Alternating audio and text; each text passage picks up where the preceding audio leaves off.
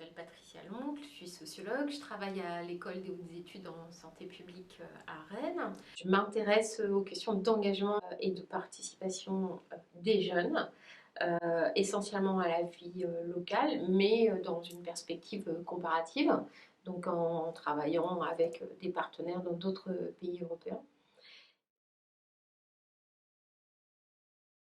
Alors, l'engagement, c'est une notion qui est un peu floue en fait. Quand on parle d'engagement, on peut évoquer des engagements individuels dans différentes sphères de la vie.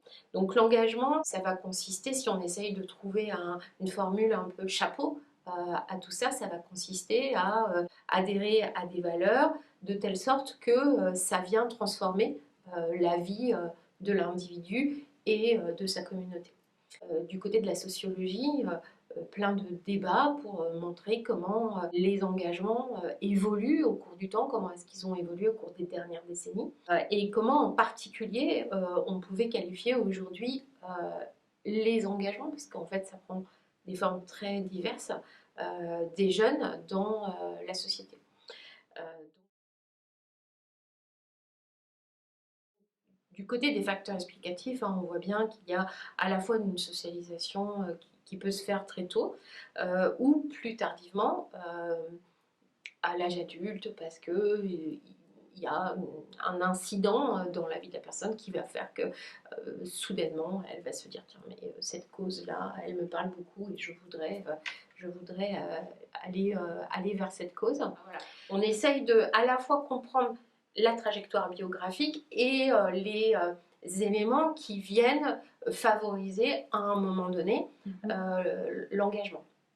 Et, euh, et donc on voit bien qu'il y a des individus qui ont des trajectoires extrêmement longues d'engagement, qui s'engagent depuis l'école primaire et puis qui vont rester engagés avec des formes qui peuvent être assez limitées au départ et puis avoir de plus en plus d'envergure. Et puis des gens qui viennent à l'engagement plus tardivement avec des formes peut-être plus précises, etc. Ce qui conduit à l'engagement, ça va vraiment varier en fonction des individus et de ces carrières d'engagement, de ces parcours qu'ils peuvent connaître tout au long de leur vie en fait.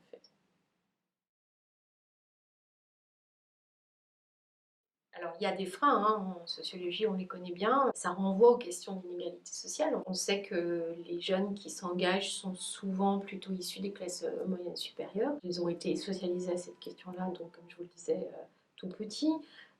Donc il y a cette question de la classe sociale. Il y a aussi des questions de genre. Il y a des questions de lieu de vie. Et puis il y a la question des personnes en situation de handicap qui peuvent être plus éloignées de certaines formes d'engagement. C'est vraiment les inégalités sociales qui vont venir jouer et empêcher un certain nombre de personnes de s'engager.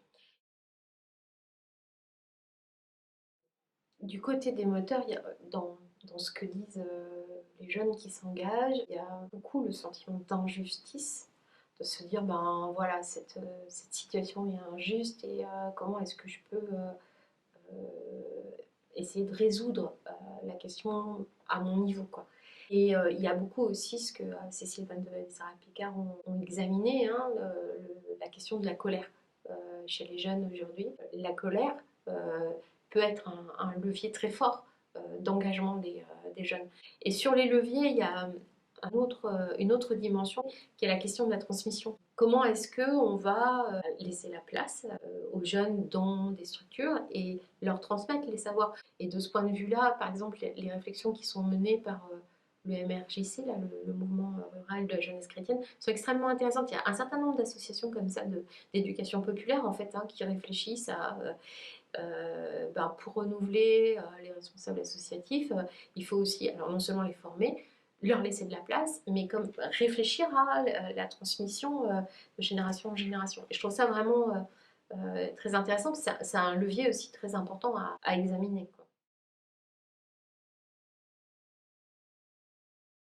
Enfin, jusqu'aux années 70-80, les formes d'engagement des individus étaient assez simple à identifier d'une part et à circonscrire d'autre part. C'est-à-dire que les gens avaient tendance à s'engager alors par le vote, en adhérant à des associations ou à des partis politiques ou à des syndicats, et souvent ils le faisaient pour leur vie entière. Et puis à partir des années 80-90, il y a des travaux qui ont montré, notamment ceux de Jacquion, que les choses devenaient plus réversibles. Alors c'est ce qu'il a appelé les engagements post-it, avec des gens qui entraient, sortaient de la cause, donc encore une fois dans les partis ou dans les associations, avec ce début d'attention très forte à la délégation de la parole. Et puis, ça a encore changé. Et aujourd'hui, ce qu'on voit et qui est vraiment intéressant, qui a été travaillé par tout un tas de gens, c'est que les individus peuvent être engagés aussi bien au niveau de la sphère privée, euh, au local, euh, au national, dans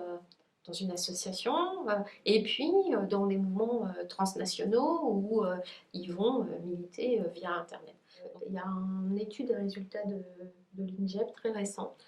Donc l'INJEP, c'est l'Institut national de la jeunesse et de l'éducation populaire, sur les conditions de vie des jeunes pendant la crise du Covid. Et il y a un tableau sur l'engagement associatif pendant enfin, avant et pendant le Covid. Ce tableau montre que les jeunes se sont engagés beaucoup plus dans les associations pendant la crise du Covid.